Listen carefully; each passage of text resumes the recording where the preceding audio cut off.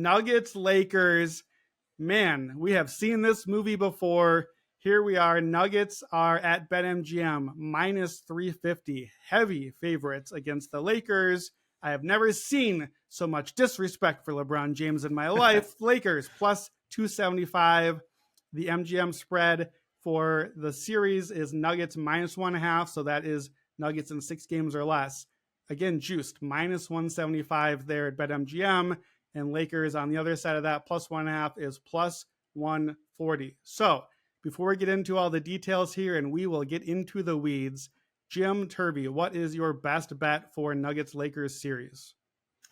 Yeah, I think not to spoil things here, but I think it is genuinely hysterical, the two sides of these series that we potentially are going to be on opposite of each other. But we will get to that, and we can lay out some of the history maybe even as well as to why it's so funny. But my best bet is Jokic. Jokic here, Jokic there, Jokic everywhere. I have news for people. There's a guy named Nikola Jokic. He plays basketball, and he is very good at it. And this is a great series matchup for him to play him in all sorts of fun ways. For one, we saw this last season.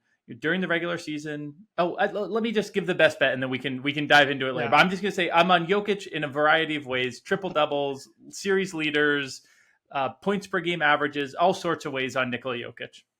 Okay, and my best bet is I'm going to do a little more traditional here. I mentioned Nuggets minus 1.5 is the standard series line. I do see a minus 140 out there. Obviously, I always shop around and get the best price you can.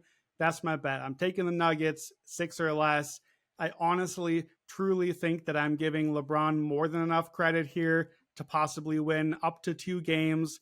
That competitive sweep, I think, is fair. You know, they hung around in games. Maybe they get some late game variance going their direction, but I'm taking the Nuggets to win with relative comfort here. So let's start here.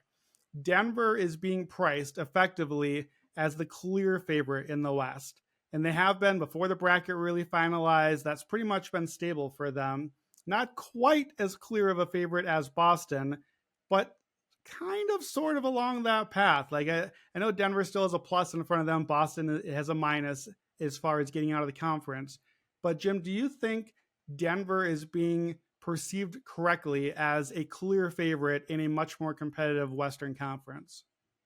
Well, I think you're right. I mean, the Boston number has gotten to an insane point. We touched in the last podcast about how the bracket has broken very nicely for them. The Denver here, the bracket broke a little bit tougher for them, and they are in by far the harder conference.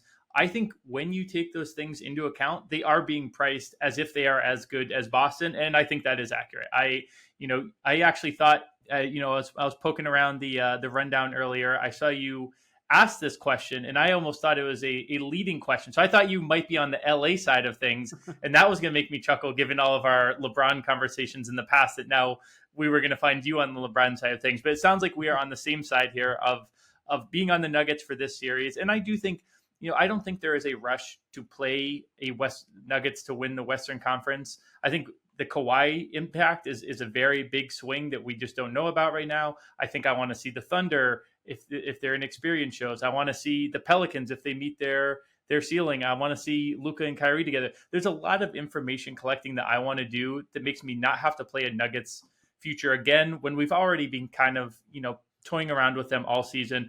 I think the price is pretty accurate. It is a much tougher conference to get through, but I think they are very deservingly the favorite in the West. So I think it was a leading question, only in that my answer is I think that they're a little overpriced. I think that we are putting a little too much stock into what we saw last year, which mattered, but which no asterisk needed, did come against an 8 seed and a 7 seed. Like the things that we were all concerned about on Denver before the playoffs last year, I'm not really sure we saw them have to address those things in the playoff setting yet. Like that doesn't matter. They still won the title. This is no asterisk. I'm not saying anything like that, but they didn't have to face some of the biggest challenges, some of the defensive things that we wondered about. We didn't quite see that. And this year's West, I think, is a lot better. For me personally, I see some red flags on the profile of this team. Like the big picture thing. Number one, MVPs don't win titles in the NBA too often. Only since Michael Jordan era, only 5 MVPs have won the title the same year they won the MVP. Now, it's like Steph Curry did it, Michael Jordan did it. I kind of think Nikola Jokic is in that conversation. So maybe that doesn't matter. Maybe Jokic is that good and he just does it. But we need to see Jamal Murray do what he did also, to not just like, a lot of times MVP is almost like a diss to the team, because you had to be so good to carry the team to win MVP. And I do think there's a little bit of that with Denver. I think that looking at the guys on the roster, like Jamal Murray's been good, but down the roster after that, comparing year to year, I'm not sure. Like Aaron Gordon, MPJ, KCP, they look a little less this year than last year. And maybe that's just, maybe they're coasting a little bit, just waiting for the playoffs. I think the bench is much worse this year. Bruce Brown not in the rotation. This is where I think they're going to feel that now. They don't really have options off the bench. Reggie Jackson's not an option off the bench that I'm getting excited about. So we also have seen this is a pretty healthy team. Jamal Murray missed some time, but other than that, they've been quite healthy, and they were healthy in the playoffs. That doesn't last forever, right? At some point, you're going to lose somebody for a week or two. I'm not wishing it upon them. I love the Nuggets. I want to watch them play basketball. But, Matt, I know has talked a lot about this year, that they have their starting five, and those starters are awesome and are going to be really key in the Lakers series. What happens when somebody rolls an ankle and now you have to figure it out on the fly? We haven't seen them prove that. And if anything, we've seen them prove that it hasn't gone so well. So to me, I'm kind of starting from a spot of, I think Denver is the favorite.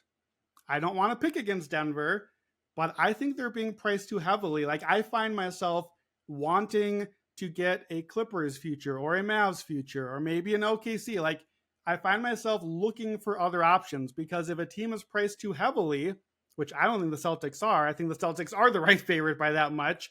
I don't think Denver is priced the same way. And so I'm looking for somebody to possibly fill in the gap. However, I don't think it's the Lakers, right? So what did we learn? We obviously have seen them play the Lakers a lot. They've won 8 games in a row against the Lakers. They swept the season series, opening night, Kobe statue night. They swept the Western Conference Finals last year. What did you take away from the Western Conference Finals? Was it a competitive finals? Are there lessons that matter for this series? Does it matter at all as you cap the series? Well, when I was going back and looking at last year's series, I think the thing that stood out is that there was a tier of 3 players that were at the top of, BPM, the 2 BPM boys here. That's there right. There were three megastars in that series, because Jamal Murray played at it basically, it's 4 games. So it's, I'm not calling him an MVP, but the 4 games that he had against the Lakers, he was playing at an MVP level, whereas Anthony Davis was playing at a very solid, all-star level, but not in the stratosphere that Jamal Murray was playing at. So you had Jokic and LeBron are going to be at that level. We know that even at this age, it's amazing, but LeBron really is going to be at that level in a series like this. So to me, this pivots on the second best player in the series, Jamal Murray. Jamal Murray is so interesting because, last regular season, if I think of this regular season and last regular season, I think, Jamal Murray was so good coming back from injury last season. And then this year, I feel like he was okay. When you dig into the numbers, it's almost the inverse. I think because the bar was so low coming off the injury, he had like an okay regular season last year, but he absolutely lost his mind in the postseason. And he does appear to have that ability. It's pretty rare among players that they can genuinely kind of find a next tier to their game. He appears to be one of those guys who can, and he already has a baseline of playing at a very high level this regular season. He had a really good year. However, like you said, after those top 2 for Denver, it gets pretty sketchy pretty quickly. I think maybe even more than people realize. The Lakers are the team here that people think of having a big 2. Denver kind of has a big 2, and then it drops off really quick. So I think it's going to have to be that Murray is the better of the number 2s here. Now, I think he will be, and I think Jokic will prove, better than LeBron enough too, that if Murray and AD are even, I think that they're still fine. And you could even say if AD plays, very like a little bit better than Murray. There's a lot of outs for Denver. Like you said, they could have been, the Aaron Gordons of the world could have been, ramped down a little bit for the regular season, but it seemed like every turn of the season where we're like, oh, Denver, they're ramping down now. Don't worry, they're about to coast. They would just win again. They really didn't seem to, at least from the outside perspective, maybe they're just so good that they could ramp down a little bit and still win these games. they appeared to be taking games pretty seriously the entire season. And to the point of having such a important top two, and that one of those top two is a relatively injury prone player in Jamal Murray, I think that's another reason to, maybe not be banging on their Western Conference futures this second. Let's bet it series by series. I like this series price with you. I'm on Denver in this series, but why we'll get to bet them again next series. There's no rush to, we can roll this over. Sometimes that pays out better anyways. So I definitely am on Denver, but I do think that there are questions. I think they're fair. You brought up Reggie Jackson. Reggie Jackson, I would hope, is the 7th or 8th. Christian Brown's the one who I do think can potentially fill in for, either if someone needs a rest, just in a game, they could almost go 6 deep with him being the 6th, because he can fill in so many different spots on the court. If someone tweaks an ankle that isn't Jokic or Murray, he can, potentially kind of fill in there as well. He really improved after the All-Star break. Reggie Jackson also, by net rating, improved in the second half. I'm not sure how much of that was the other bench players not sucking as much and the net rating just being about even instead of negative. I definitely wouldn't want to be relying on Reggie Jackson for heavy minutes in the postseason. But I think those guys are an intriguing 6 and 7, at least enough to get them over the finish line if they stay healthy. But that's a big if for sure. They have stayed healthy, and Aaron Gordon's a guy who has stayed healthy pretty much his entire career, but Michael Porter Jr. and Jamal Murray are definitely not guys who have stayed healthy their entire career. So I think there are definitely questions, but for this series, I think I'm pretty comfortable being on the Lakers side of things. On the Nuggets side of things. On the yes. The exact opposite of the thing I said. Very, very clear there, but just to be totally clear. Yeah, one thing I noticed looking back at the games from this season and from the Western Conference Finals, Bruce Brown was pretty important in that Western Conference Finals. Like he really made an impact in that series. So I don't know that I'm necessarily worried that Bruce Brown isn't here. I think that's overstating it, but I think it's a thing. Like if Jamal Murray doesn't look into the face of God again for the series, which probably won't, like we have to assume he's been great. He's been fantastic, but that was a different level. Like that was a whole different level of Jamal Murray. That was like Devin Booker first round last year level of just like hitting everything. We have to assume Jamal Murray can't quite be that level again, even if he's very good, which I expect him to be. So, okay, we took away some Jamal Murray. We took away Bruce Brown. The rest is pretty much the same. Jokic is already awesome. The other guys are there. All they can really be better at then is like the guys you're mentioning, Peyton Watson and Christian Brown and the guys down the bench. And I don't know if I can really call that better, or at least certainly not enough to make up that gap. I don't know whether the Lakers are better now or where they were last year. Other things I noticed from the series when they played, Anthony Davis, very inconsistent. Shocker, I know, but sometimes he'd have huge moments. Sometimes he'd have huge rebounding games, physical play, be swatting everything. Other games, you just like don't feel his impact. You don't see it in the box score. So I think that is a problem because of the 4 stars, he's the one that is unreliable. D'Angelo Russell is totally unreliable in this series. I will want to fade D'Angelo Russell until the Lakers fade D'Angelo Russell. He's not playable in the series. His drop defense it's not going to work against Jamal Murray. He was benched by the end of the Western Conference Finals. Dennis Schroeder started for him last year. Spoiler alert, didn't solve anything, but I think D'Angelo Russell's become very important and quite good for the Lakers this year. Like he really has become the third guy for them, as much as Austin Reeves, I think.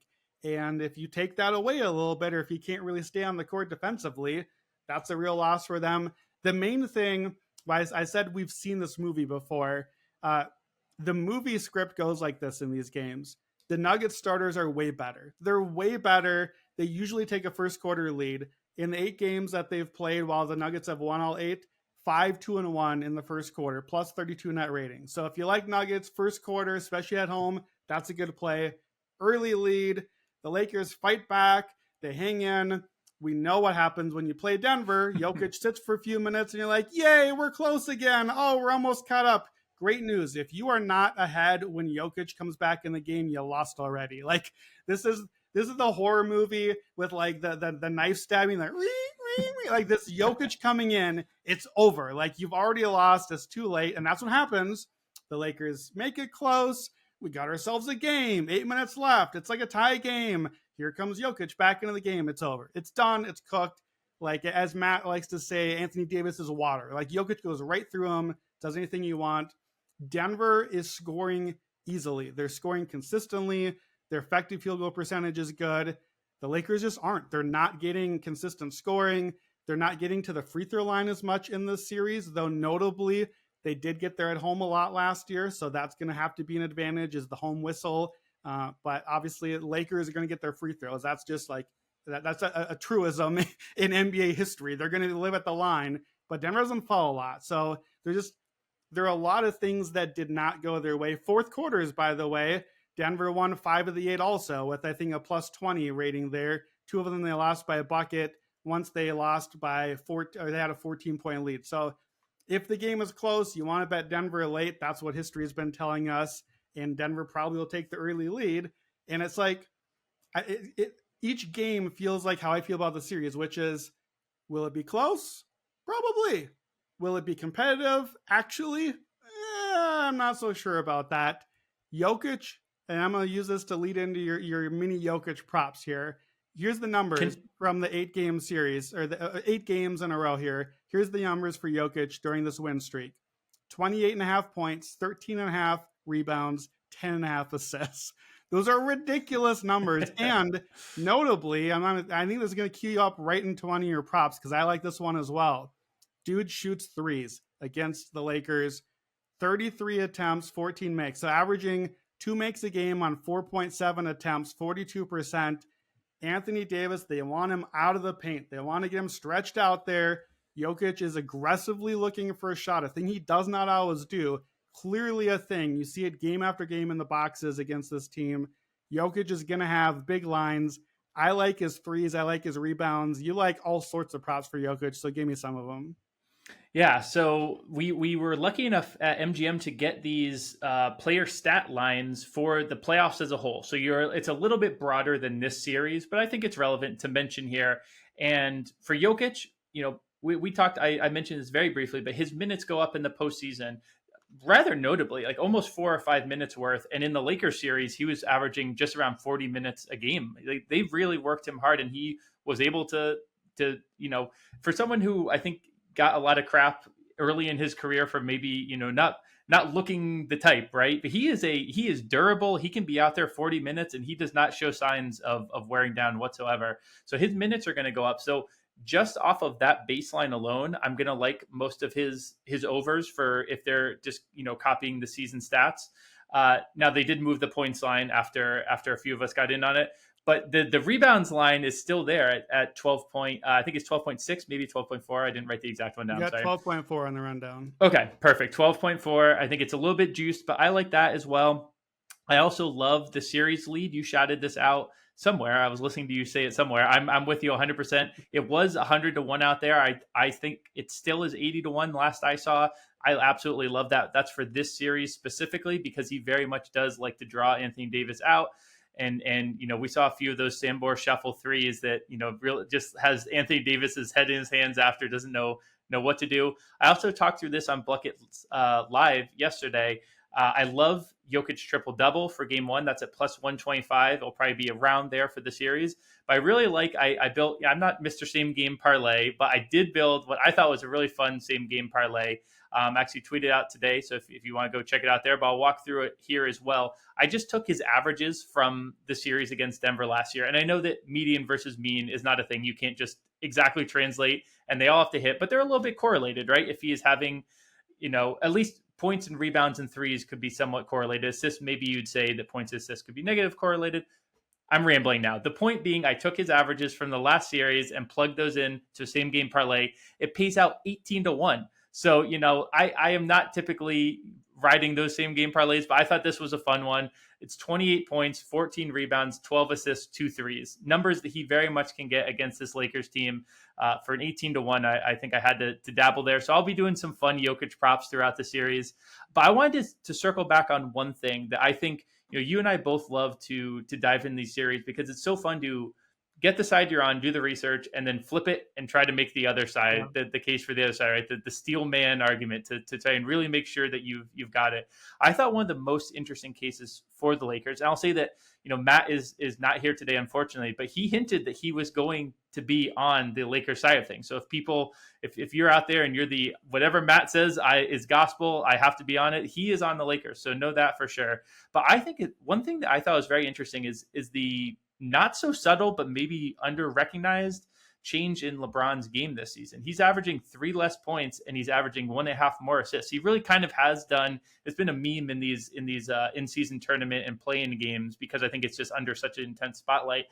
They kind of, it's like the old man Magic Johnson, right? He's just like out there facilitating, picking his spots, and it's amazing to watch him do. It genuinely is awesome. But one thing I noticed, he is in 8 games this season, he scored 35 points in an individual game. Lakers were 7-1 in those games. A lot of times when great players have to score a lot, it's not good news for their team. With LeBron this season, they have done very well when he has decided to kick it into overdrive. I wonder if he's gonna have that ability to do that against Denver. I wonder if he's gonna do that. The only thing not the only thing. One of the things LeBron detractors will say over the years is, he doesn't maybe put the pedal on the gas as much at all times. This is probably the opposite of an argument a LeBron tractor like yourself would make. You're probably fine with him doing the facilitating, but I will be curious to see if he really kind of goes out and tries to put up some big point totals, or if he's going to be fine facilitating. And if that stays for a whole series, if they start losing, is he going to adjust? Will that adjustment be successful? Just a little thing I noticed during the year. I also think that, Matt will have wanted us to touch at least on Rui Hachimura and the defense that the Lakers were trying. The funky, that's more his thing, the X's and O's. I know he thought that there might be a little smoke there. I'm not as high on that. I am high on Reeves and Hachimura in general getting more minutes, and Russell being the one who loses out on minutes. So if you're a props person, I think fading D'Lo is definitely a play, and getting in on Reeves. Reeves playmaking has been very good against Denver in particular, and Rui Hachimura just getting minutes. But I do think there is a case for the Lakers here. I don't think I want to be on that side of it, especially if we can get -1.5 at, like you said, -140. But when I saw certain books had it up to -1.5, -175, we're starting to get into that price where I do think the Lakers are, they are a solid team that played them tight and has LeBron James and Anthony Davis. I do think this isn't the Celtics. What are we talking about? This is a sweep. It could be a good series. I think Jokic and Murray are the two that I want to be on. And I even like the depth of Denver, I think, a little bit more than yourself. But again, I want to make sure we give the Lakers a little bit of shift, because I know there are a lot of people out there who are on that side of it. Yeah, I think a good case for the Lakers too to possibly steal a couple of games is if the Lakers are going to keep things close, and they've shown that. Like, if I'm going to give the Nuggets credit for consistently finishing the games off and starting them well, I equally have to give the Lakers credit for hanging in, taking the punches, taking the body blows, and being in the game with 8 minutes left and in that range with the chance to win. Like, they lost single digits, I think, in 2 of the 4 Western Conference Finals games. I think one of them by like a bucket down at the end or thereabouts. So this season, Lakers in 3-point games, 11-4 record. Lakers in overtime, 4-1 record. I personally think that that's pretty much random, sort of. Like I think that that's mostly noise. But guess what? If I think that the Nuggets winning in clutch time is a thing that's repeatable, then I have to give credit that the Lakers winning in clutch time with LeBron can probably be repeatable. So maybe the Lakers hang around. Maybe they actually finish a couple of those wins. And that whole, quote, competitive Western Conference Finals, maybe that is telling that they were in these games. They're usually in the games, and maybe they actually get a couple of those. Now, the Lakers have 25 losses this year by 10 or more points. That's the most of any postseason team. That includes like the Bulls and the Hawks, I believe. So if you like Denver, we're going to get some shorter lines here than another series. Like you said, this is not the Celtics. We're not getting a Celtics line here in the series either because of LeBron. I think if you like Denver, you might be able to be aggressive. You think it's a good spot for them. Like the numbers for the Lakers say when they don't win, they sometimes don't win by a lot. They have 25 losses by double digits. So I think that could be a spot to go there. But if you like the Lakers, there certainly are paths here. Look, they have LeBron. LeBron is awesome. He is a top 2 all-time player, and he's great. And if he's playing, you have a chance. So like, we can't just rule them out. I'm on Denver. I basically made the case already as far as from the past games, but there's a lot of little edges too where I kind of tried to do the case for the Lakers side of things, and everything I tried to find, I kept coming up like, I think Denver has an answer to that. So some of the things I found, I wonder how the pace would work out. The Lakers are top 5 in pace. The Nuggets are bottom 5 in pace. Can the Lakers push? They want those fast break points. They want LeBron, steam engine, down the court, getting easy buckets. That's a good way to close the gap. The games consistently are playing out like 94 and 95 pace. Playoff pace, Nuggets pace. Denver is number 3 in fast break points. Los Angeles is number 3 in fast break points. Denver is 8th least allowed fast break points. So it doesn't negate that totally, but sort of does. And the Lakers have allowed the 4th most fast break points. The Nuggets are only average on that, but that might give Denver a chance to kind of almost close the ground that they're giving up there. So that's one angle that goes out. The Lakers are really bad on the road this year comparatively to playoff teams. Minus 4.1 on the road net rating. It's 20th in the NBA. First half, even worse. First quarter, they're minus 4.0. The Nuggets in the first quarter are plus 14.8. You don't want to get buried early against Denver. Now look, the Lakers have done it and then fought back and got back into games. You know what's even better? Not having to fight back, right? Like, don't do that and have to compete in the game still. Denver's plus 10 at home. So there's a lot of worlds where the Nuggets just can bury the Lakers early in the series and in games. And Jokic is too good. Like, look, we did the same thing for 2 decades with LeBron. You're the best player in the world. You don't want to give them a head start and have to play from behind and still have to try to catch up. So I just have a hard time getting there. Another angle, Lakers are 27th in second chance points allowed, and the Nuggets are a top 10 offensive rebounding team. That's another edge that I noticed throughout these matchups. They're getting a lot of easy stuff. Sorry, but that's Anthony Davis. He's not getting all the rebounds he needs to, even with all the size. Like, the Lakers are effectively playing 3 big men when Hachimura is out there. The Nuggets are getting some easy putback stuff. They're spacing the court. They're getting some of those angles like the Warriors always did. I just find all the little edges going Denver's way too. So to me, that's my case for Nuggets on the minus 1.5. I agree. The juice is building up there. And you know me, I'm not normally a guy to take even a minus 140, to be honest.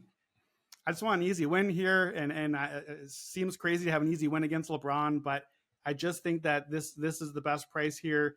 Even if you don't want to play at a heavier juice number, I don't think that necessarily means that you should play the other side. Maybe you just play Denver differently. You play them game to game. You play them live in a game, something like that.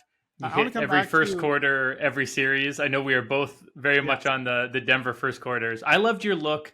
I know you are on them in general, but game 2 was your smash point. I thought it was a really good. I love that in the preview that you wrote up. So I had to note about that. So the Lakers played on Tuesday night, and now we play game 1, I believe, is on Saturday night. So big rest here. Big rest for the Lakers before game 1, and then 1 day off, then game 2 in altitude in Denver.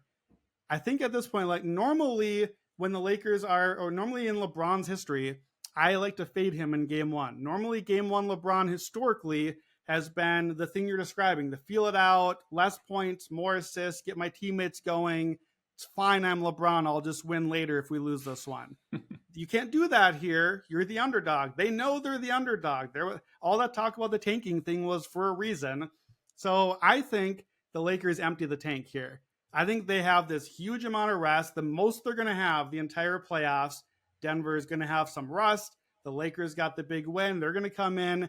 I think we're going to see like 40 plus minutes from Anthony Davis, from LeBron. I think they're going to empty the tank and go for it, and hopefully not have to come back in the fourth quarter, hopefully have a lead for their sake to be able to push.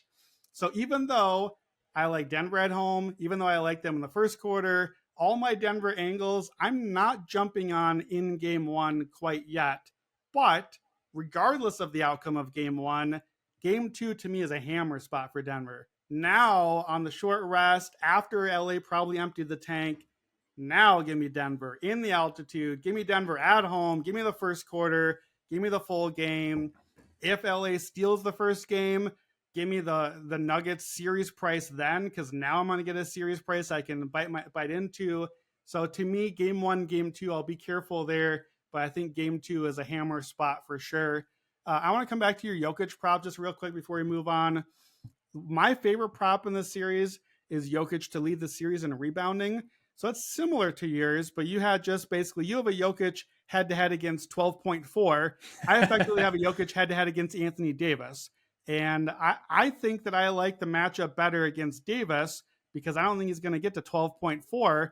Do you think there's a better chance, if you had to play one of the two, is there a better chance Jokic is like at 12, but still ahead of Davis and cashes that way? Or that he goes over the 12.4, but Davis goes over him anyways, and I lose my bet that way? Which side do you think could happen? Well, yeah, you mentioned Anthony Davis's inconsistency because I was trying to look for an Anthony Davis angle. You look at the numbers and even the rebound, usually rebounding's a little more stable. It's like 18, 7, 14, 6. Yeah. It is all over the place to the point where it smells like small sample sizey, and I struggle to actually see something like a signal through the noise there. I think he does have the ceiling that scares me a little bit, but I do like it. Is it around plus 150, you said, for either of those two guys? No, I think it's plus 120 for Jokic rebounds leader. Davis is instead of minus 120.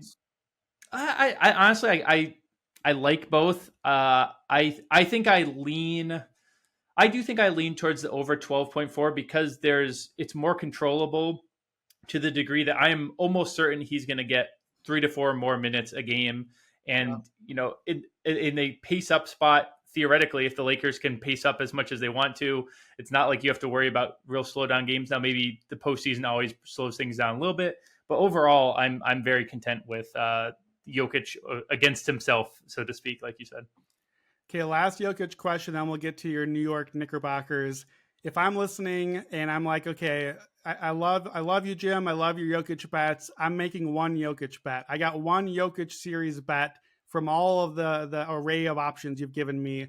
Give me your one best bet of Jokic bets. Let's do because honestly, it would have been, they opened the points at 26.4, which is his season number. Terrible line.